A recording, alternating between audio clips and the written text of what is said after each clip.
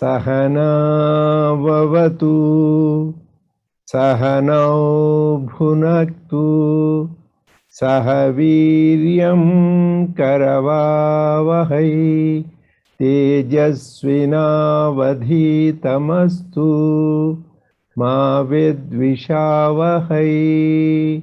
Om Shanti Shanti Shantihi. May the Lord protect us. May He nourish us. May we acquire the capacity to study and understand the scriptures. May our study be brilliant and may we not cavil at each other. Om, peace, peace, peace unto us all. Dear brothers and sisters, loving Sai Ram to all of you. We welcome all of you this online satsang of Sri Sathya Sai Baba Center of Arcadia. You know, the Buddha Purnima is coming up next week, next Wednesday on 26th, and we will have global online celebrations, which we shared with you the information in the email and also through the website. So please look at the timings, whichever is convenient to you. We have 2 sessions, one in the morning and one in the afternoon. And in preparation for this Buddha Purnima celebrations, we are doing the study guides on Lord Buddha and his teachings. So last week, we talked about few main points I want to touch, so then we'll continue. So the thing is, first we talked about Lord Buddha's life. So the great master, their life is his message. We are all spiritual seekers and we want to attain the enlightenment. We all want to be self-realized. We want liberation. So he showed the path. Just to remember his life, we'll get an idea, roadmap. First is how a prince, Siddhartha, became Lord Buddha, the enlightened one. What was the first thing he realized? Viveka, discrimination, which is real and which is unreal. He found that this kingdom, the family, comforts are all temporary and unreal. So the true happiness is within. So he realized that first truth. That is why we all need to use the discrimination. Once we use that Viveka, next step is Vairagya. Okay, this is temporary, so let me give up. So he renounced his kingdom, family, and comforts in such a truth. Same thing for us. Discriminate the unreal and real, and renounce which is unreal and go in such a truth. And what is the truth? So he says he wanted to know, who am I? So he went in search in the forest. He did a lot of penance and tortured his body, and he said that is not the way. The best way is self-inquiry. Who am I? Am I this body? Am I this intellect? And finally he realized, I am I. That is the final thing. So he realized, and that is called Nirvana in Buddhism, or you call self-realization, or Atma Sakshatkar, whatever it is, that is the ultimate goal for all the human beings. So once he attained that truth, he wanted to teach the humanity so he can also uplift the rest of the human beings. So he taught 4 noble truths. What is the first one? Because he went through this process: Viveka, Vairagya, and self-inquiry. Number 1, life is temporary and there is a lot of pain. We all know that. So ups and downs, a lot of pain in different levels, physical, mental, inside. So what that he realized, say everybody realized, we don't need to tell that, we all know that. Second is, why is he suffering there? So for that, he said it is Trishna, that means desire. Desire is the root of suffering. So analyze the cause of suffering. That is the second noble truth. Third noble truth is, that looks very depressing. Oh, there is suffering, this is cause. There is a treatment for suffering. There is an end for suffering. You can end the suffering. That is the third noble truth. And fourth noble truth is, how do you end the suffering?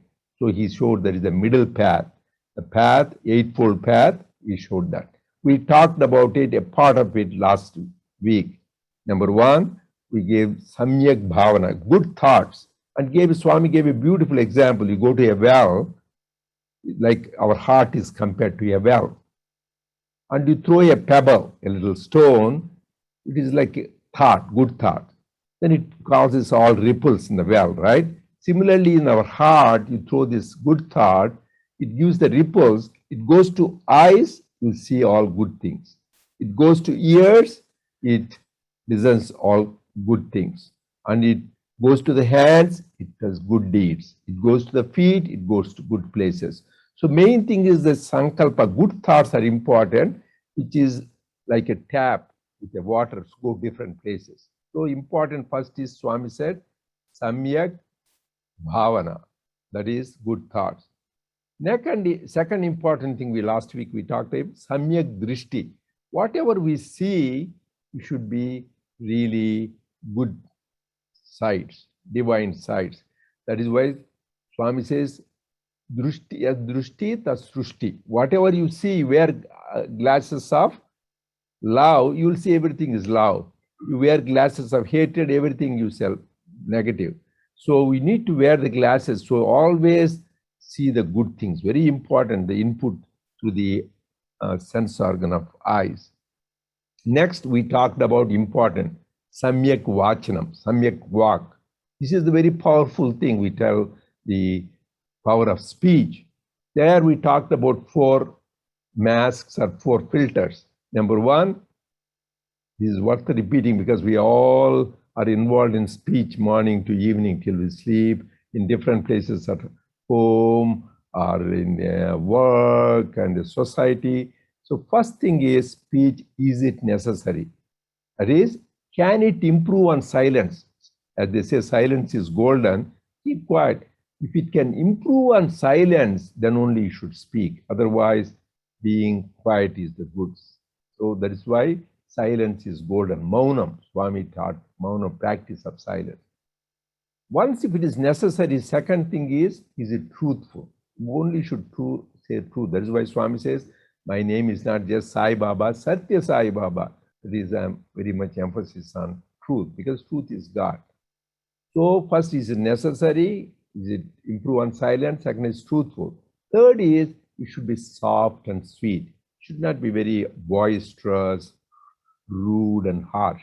It should be soft and sweet speech. And then fourth filter is it helpful to somebody? It will enthuse somebody, encourage somebody, not discourage.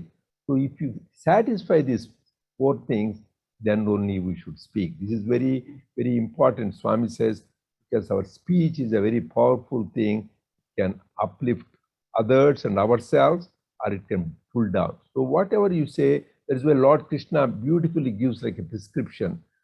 Anudvega karam vakyam satyam priyahitam chaya. That means anudvega karam, it should be calm and not agitated, and satyam, truthful, and priyahitam chaya, it will be helpful to others. So that is what we talked about. Now we'll continue the other teachings of Lord Buddha, because Samyak Bhavana we did, Samyak Drishti, that is thoughts, and then sight. Now we just finished the speech. Now we come to Samyak Karma, page 7.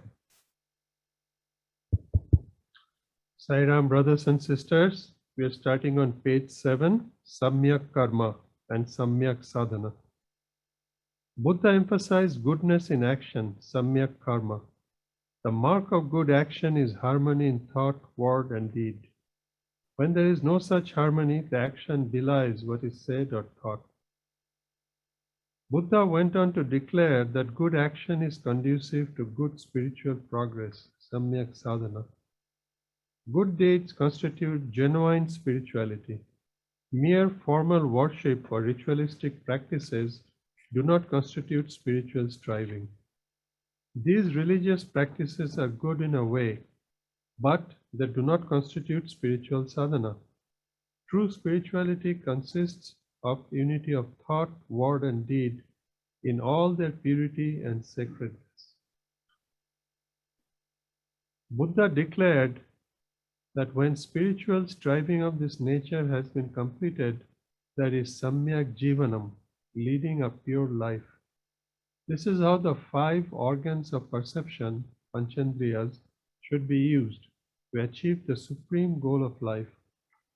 Good vision, good thoughts, good speech, good deeds, and good spiritual endeavor are the prerequisites for a good life, samyak jivanam. In this context, the meaning of spiritual striving should be properly understood. Essentially, spiritual striving calls for the shedding of all bad qualities and the cultivation of good thoughts. Spiritual sadhana means cultivating good thoughts and undertaking good deeds. Sathya speaks 5th February 1998. Ahimsa. Buddha taught that we should not have an anger, we should not find others' faults, and we should not harm others, because all are the embodiments of pure eternal principle of the Atma.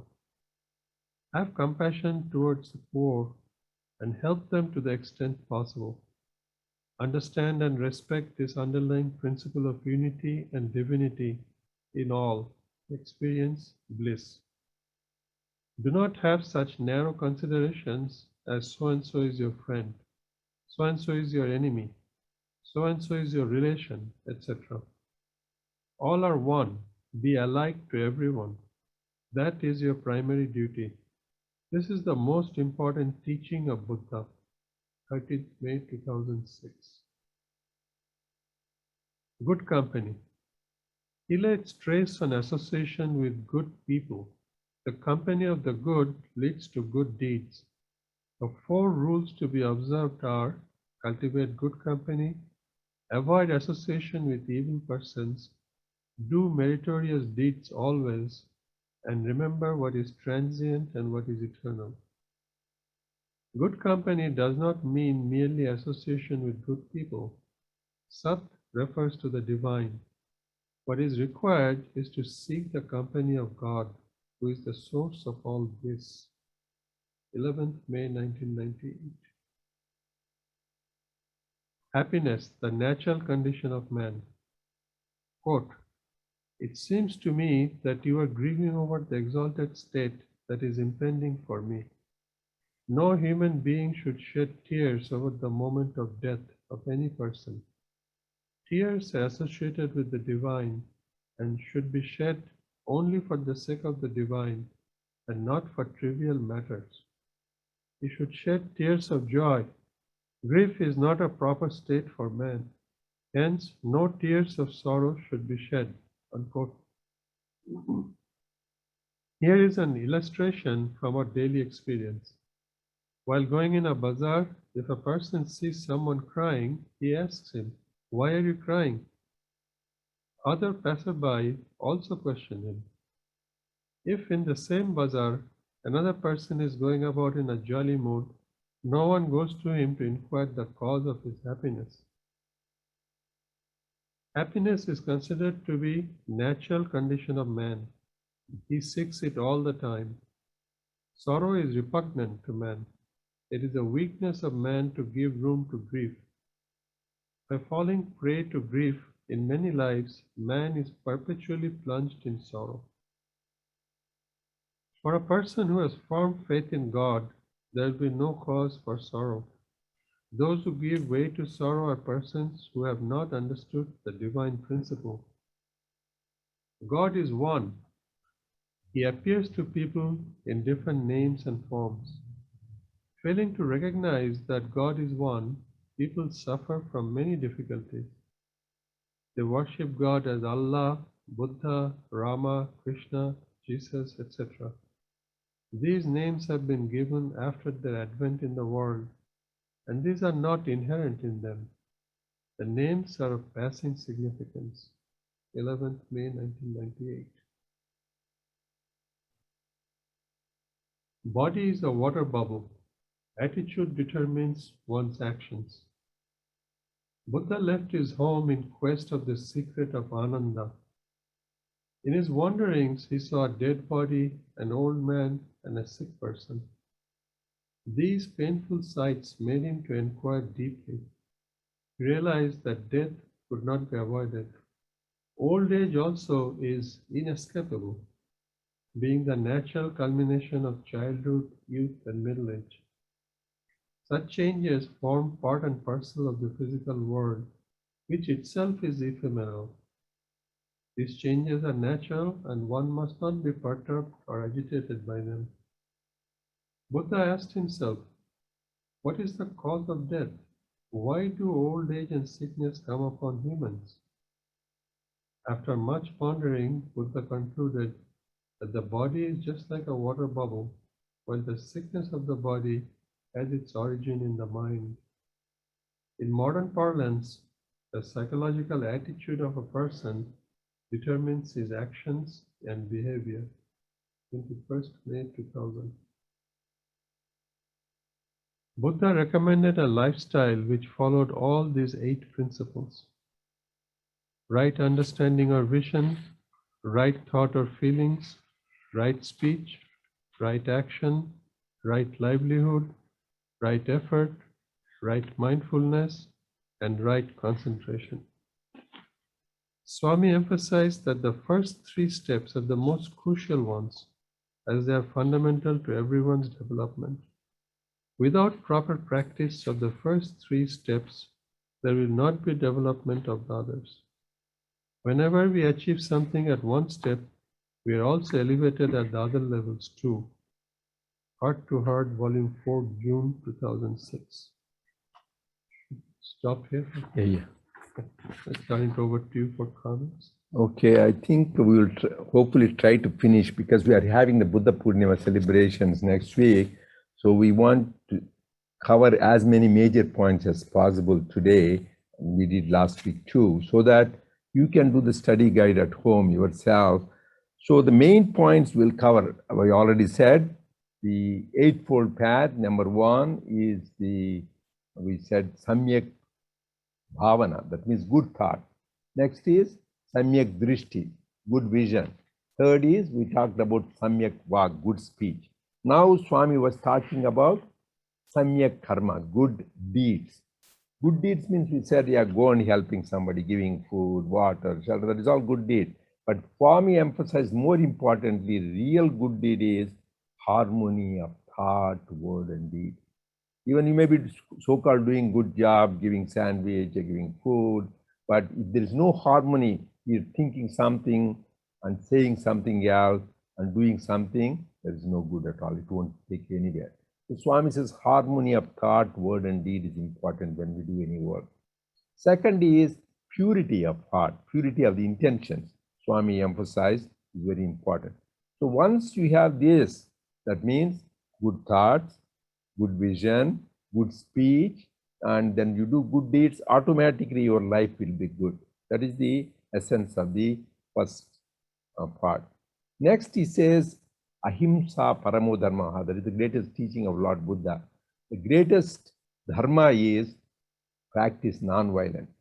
People think practice non-violence means not hurt animals, don't hit somebody. That is one level, that is at the gross level. That means no animal sacrifices, don't hurt any beings, even including plant. But higher level is don't hurt by words. That is why we said any hurtful words will harm anybody even more than physical injury. So we should not practice non-violence. Next level is words level.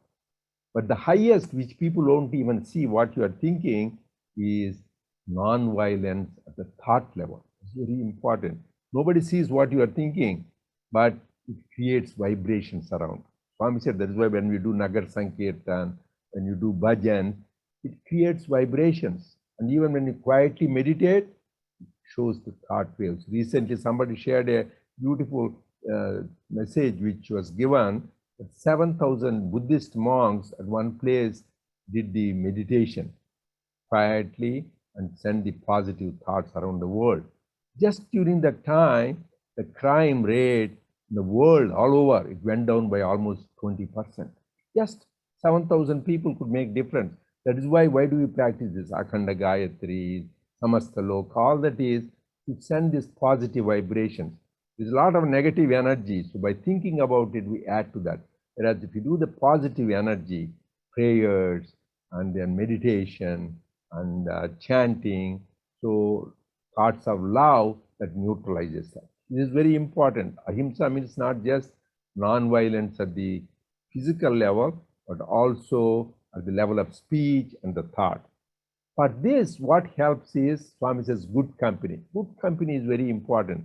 Whenever like we are here together, or when you are online meeting or any meeting, whenever we are with people who love Swamis, want to serve, our level of consciousness goes up. We are all happy, thinking. You should continue to do that. So always, the more you are with the company of the holy people, all the great masters said that, Sri Ramakrishna said that. And here Swami said the beautiful thing. This is like fourfold formula. Tyaja Durjana Sangatyam. That means give up bad company. Run away from bad company, he says. And Bhaja Sadhu Samagamam. So that means have company of the holy. Kuru Punyam Ahoratram. Do good deeds night and day. And Nitya Nitya Vivekam. Think, is this good or is this real or that real? That means, Swami, one time he said beautifully, you can give some money and buy good company. And give some money and get rid of the bad company. So just because that makes all the difference. We have seen stories in the epics, Mahabharata, how the company of Duryodhana, bad man, destroyed the whole lot of great warriors like Bhishma, Drona, Karna. So important is the company you keep. And same thing, even a tribal woman like Shabari, in the company of the sages, she got enlightened. So company you keep is very, very important. And then Swami was talking about happiness. We are really always, our nature is happy. Where is that happiness? If you see outside, you won't get it. See inside. That's why see always inside Saiba. And what do you see? Baba, being, awareness, bliss, and Atma. So that is why our very nature is happiness, but we project on the wrong thing and we become sad. So just to get rid of the wrong projection, we will always be happy. And the other things we already talked about, Swami repeating that. Buddha said, life is temporary, body is like a water bubble, and practice this teaching to attain happiness. So these are the main points. And also Swami said, right now, so many differences happen all over the world. There is only one God. Who is this? He is omnipresent. So that is why simple teachings of Swami is like mantra we need to see. Remember, there is only one God, he is omnipresent. There is only one religion, religion of love. And there is only one language, language of the heart. And only one race, race of humanity. So because people in the name of God, right now people having wars, Allah, Rama, Krishna, Jesus, Jehovah. That's why we chant in our regular prayers in Sai meetings, Om Tat Sat Sri Narayana Tu. That is Sarvadharma prayer, seeing that the same God is called all those names. That is what the power of the Sarvadharma is. So let us remember that and unity, practice that. So now we'll continue from there on page 10, and you can finish it up. And so that means you can do your study there. Okay, go ahead. Next section, Buddha Purnima Sadhana. You have come to experience the joy of participating in the Buddha Purnima celebrations. You need not have come all the way from your distant places. Buddhi represents the intellect. That intellect must be used properly. Then you will realize what is implied in Buddhism. People talk about spiritual exercises and waste their lives. All these pursuits are waste of time. It is enough if you develop sacred feelings. The chief sadhana, spiritual exercise, consists of getting rid of bad thoughts and cultivating good qualities.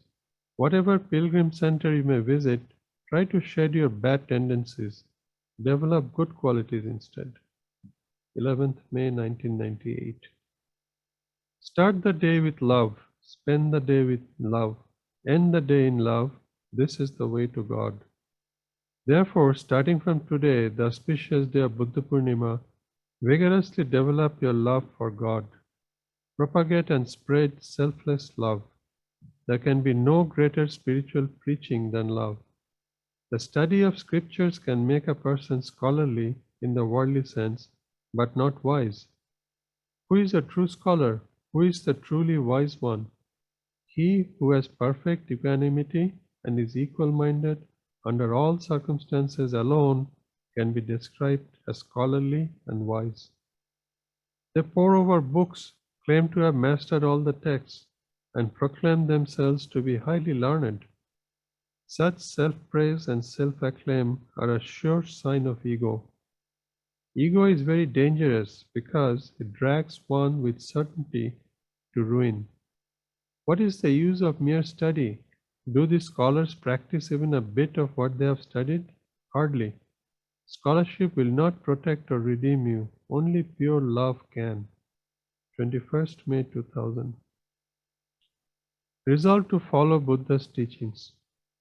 You must resolve to follow the teachings of Buddha. He was a noble soul. The best way of celebrating Buddha Purnima is to put into practice the teachings of this Holy One. It is not enough to be happy just on this festival day. By constantly reliving the experience of this holy day, you must experience joy all the time. The cow first grazes. It then sits down quietly to chew thoroughly what it had eaten earlier. If an animal can do this, cannot a human do the same with respect to the teachings he acquires? When you get back home, ruminate over what you have learned today. Recall repeatedly the experiences you have had today. This is the way to digest what you have learned and also be happy. It is only when you do this that your journey to this place would become worthwhile. You should not forget the lessons the moment you leave from here. 21st May 2000. True individuality of man. Transformation at individual level is absolutely essential. But today, man is wasting his time in evil practices. He indulges in unholy activities day in and day out. He demeans himself by his evil habits. He kills animals and eats their flesh. Instead of purifying his mind, he debases it by taking intoxicants. He defiles time, which is the very form of divinity, by gambling. He nurtures evil qualities by indulging in evil activities. In addition to this, he involves himself in demeaning activities like stealing and denigrating others. He reads vulgar books which generate evil thoughts and violent feelings in him. As he indulges more and more in wicked activities, he also pollutes and corrupts society. When individuals take to evil ways, the entire society degenerates. Teaching and propagation of spirituality is essential for the purification of the individual and the society. What is spirituality? That which destroys man's animal nature, nurtures humanness, and finally transforms him into a divine being is spirituality. Worshipping, singing devotional songs, and performing rituals are acts of secondary importance. They cannot be identified with true spirituality. The word Sai spells out to the world the significance of transformation at three levels. The letter S stands for transformation at spiritual level, A for transformation at association, social level, and I for transformation at the individual level. Individual transformation is the basis for the other two. Therefore, this is the first step. But these days, the word individual is not properly understood. We usually take only the human form into consideration and identify it with an individual. Who is an individual? He who manifests his avyakta divinity, unmanifest divinity. Through his conduct is an individual, Vyakti. This latent divine principle permeates the entire being of an individual from head to foot and is called conscience. To manifest and demonstrate the presence of this conscience is the characteristic of a human being. Instead of manifesting the pure inner being, the self, man today is manifesting evil qualities and evil tendencies which are related to his outer being, i.e., the body. The Chaitanya, the divine consciousness latent in every human being, is his true individuality. This consciousness should be put on the right track. 28 April 1999. Embodiments of love. It is not enough to be happy just on this day of Buddhi Purnima. You must be able to experience bliss all the time, and you can do so by following the teachings of Buddha. These days, people are great heroes in making platform speeches, but zeros when it comes to practice. It is far more important to translate Buddha's teachings into practice than to make eloquent speeches. This is the proper way to enjoy happiness.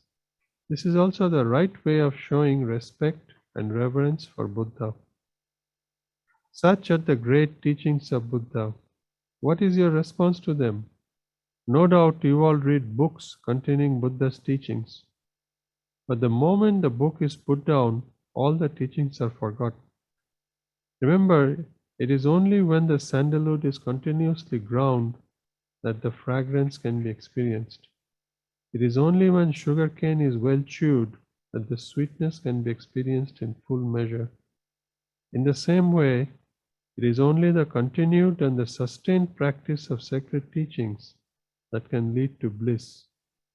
Great people of the past have left behind innumerable teachings that must be followed and ideal examples that ought to be copied.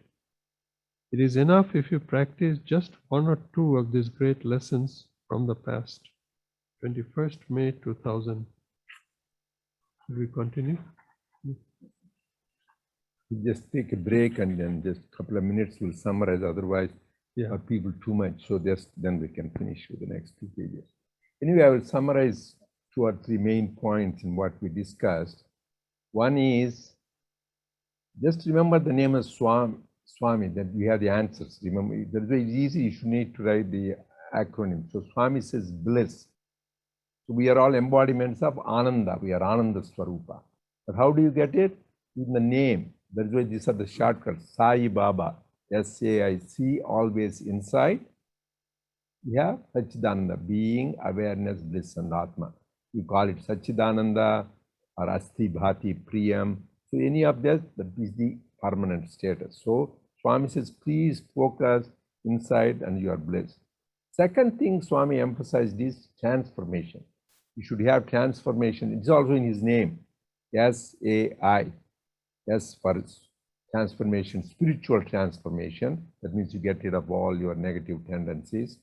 Then association transformation, transformation of the society, where you do service and talk about good things, and individual transformation by your own sadhana. So these 3 are connected. Swami says, if your individual is transformed, then what is society? Society is nothing but collection of individuals. When the individual is transformed, society is transformed. And then you should have spiritual transformation. So this is also in his name. And another point is, Swami says, get rid of all your negative things. Whatever we do bhajans, it is good. We do service, it is good. More important is get rid of the negative things. Swami showed a beautiful story. You can relate to that. Lord Krishna, when Dharmaraja was going on a pilgrimage to various places, he gave him, whenever you go for a dip, you go to pilgrimages, you go dip in the Ganges, dip in Yamuna. He gave him, I will give you this particular vegetable. It's a bitter gourd. He didn't tell him. So just go and wherever you go, please dip it and bring it back to me. That will get, because you believe when you dip, you get holy, you will get sanctified. So he goes, pilgrimage comes back. Then Lord Krishna says, oh, did you do that? Yes. Then why don't you cut it and cook it for the dinner today? Oh, then people say, oh my God, why did you give this? It's so bitter. He says, oh, did you dip it in all those places? Yes, I did. Same thing. Baba said it didn't change its nature. Its nature is still better. So similarly, you do all the pilgrimages, first get rid of your better qualities. That is what we need to see. Whatever practices we do, we need to get rid of the negative qualities and practice that. That is the important. These three things, we are embodiment of the bliss, get rid of the negative qualities and get transformation. These are the three main points we can learn. Now you can end up with the rest of it. Page 12, Buddha's stories. Buddha in one of his travels was going from one town to another along with his disciples. The Holy One's company, his observations, suggestions, and advice were gems of wisdom that his disciples were blessed to receive. As this team traversed some distance, they came upon a lake. Buddha voiced his need for some water as he was thirsty. Quote, "Do get me some water from the lake as I am thirsty." Unquote. The disciple walked towards the lake to a point where he could fetch some water when he saw a bullock cart cross the lake, resulting in the lake turning to a murky brown. Oh no, he thought, rather disappointed about the ill-timed passing by of the bullock cart. How do I take this muddy water to Buddha? What will he say to this? He walked back to Buddha, not looking too happy, and said to him, quote, "Buddha, this water isn't good to drink. It is dreadfully muddy." Buddha waited for about a half hour and sent him back to the same lake to get him a bit of the same water. The disciple, visibly puzzled, walked back quite sure the lake wouldn't change. A closer look showed that the lake was indeed still addled. He was right. The lake didn't change color in that time at all. There was no way he was going to take this water back to Buddha. Quote, "Be like the tortoise that can live in water or on land. That is to say, cultivate the inner calm that helps you remain with the thought of God, whether you are alone or in a crowd. The true inner solitude, ekanta, is when you are not aware of the crowd around you. When you are able to remain undisturbed by others, then you have perfect inner solitude." Unquote. He marched back to his master. He was received with the same calm and waited for a while.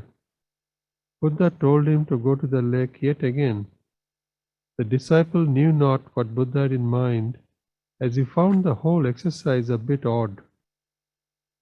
The lake that was mucky and filthy all the while since the bullock cart left seemed to be a totally different one at this time.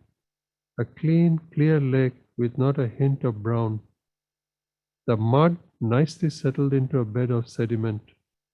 It required no skill to fill his pot of crystal clear water for Buddha. Feeling triumphant after more than a single attempt, he walked back, pleased to have gone back on a successful note.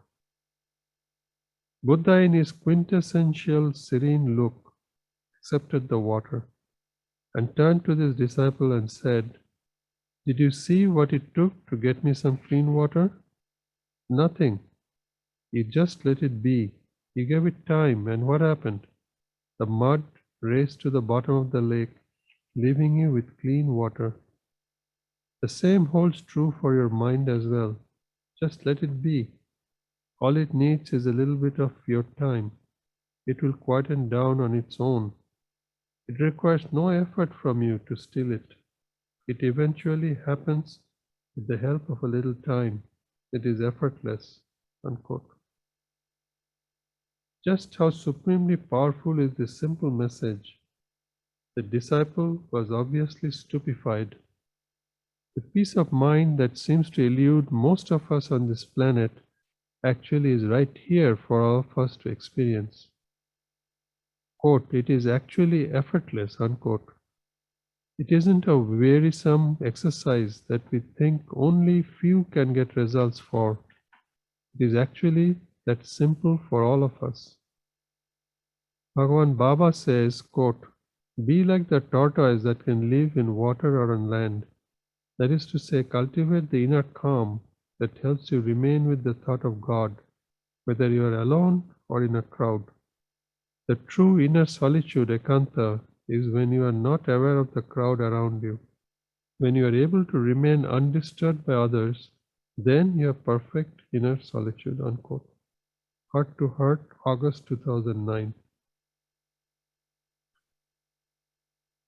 Last section, Buddhist prayer. The Buddhist prayer must be properly understood. When the Buddhists say, Buddham Saranam Gacchami, Dharmam Saranam Gacchami, Sangham Saranam Gacchami, the real meaning of the prayer is, you must divert your buddhi, mind, towards dharma, right conduct. And the right conduct should aim at serving society. When this is done, society gets purified. 15th May 1997. The principles taught by Buddha have profound significance, but people are not trying to understand them. You might have observed that Buddha had curly hair on his head. One lock of hair was entwined with the other. There is an underlying message of unity in this. He had only one feeling in his heart, the feeling of love. He taught, Dharmam Saranam Gacchami, I take refuge in righteousness. Premam Saranam Gacchami, I take refuge in love. 13th May 2006. Buddha undertook various inquiries to discover the divine and came to the conclusion that it is only through mastery over his senses he can achieve this. Man has to make the right use of his senses for sacred purposes to realize his divinity. 5th February 1998. Triratna Sharanam, Swami's proclamation. In this transient and ephemeral world, one thing is true and eternal, that is divinity. That is what everyone should aspire to attain. Satyam Saranam Gacchami, I take refuge in truth. Ekam Saranam Gacchami, I take refuge in the principle of oneness. Everything is the manifestation of divinity in this world. There is no second entity other than divinity. It is the divine principle that governs the entire world. The principles taught by Buddha have profound significance, but people are not trying to understand them. You might have observed that Buddha had curly hair on his head. One lock of hair was entwined with the other. There is an underlying message of unity in this. He had only one feeling in his heart, the feeling of love. He taught Dharmam Sharanam Gacchami. I take refuge in righteousness. Premam Saranam Gacchami, I take refuge in love.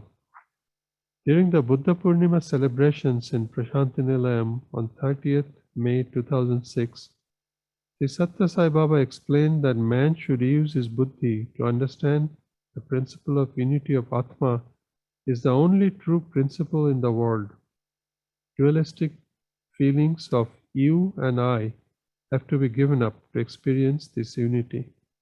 On this occasion, Sri Sathya Sai Baba bestowed the additional prayers, Satyam Saranam Gacchami, I take refuge in truth.